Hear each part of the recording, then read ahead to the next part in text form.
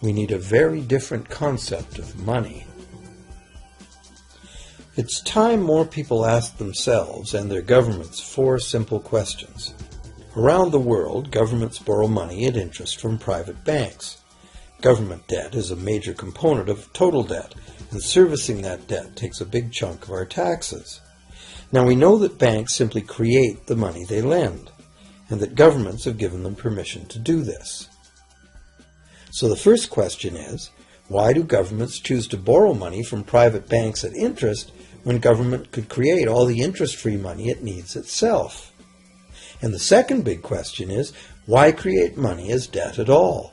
Why not create money that circulates permanently and doesn't have to be perpetually reborrowed at interest in order to exist? The third question, how can a money system that can only function with perpetually accelerating growth be used to build a sustainable economy? Isn't it logical that perpetually accelerating growth and sustainability are incompatible? And finally, what is it about our current system that makes it totally dependent on perpetual growth? What needs to be changed to allow the creation of a sustainable economy?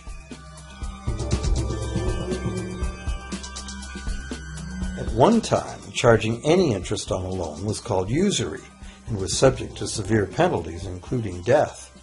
Every major religion forbade usury.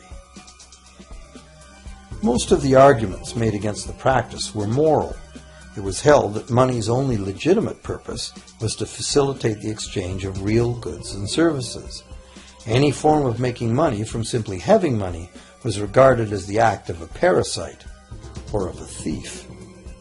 However, as the credit needs of commerce increased, the moral arguments eventually gave way to the argument that lending involves risk and loss of opportunity to the lender, and therefore attempting to make a profit from lending is justified.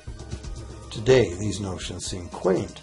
Today, the idea of making money from money is held as an ideal to strive for.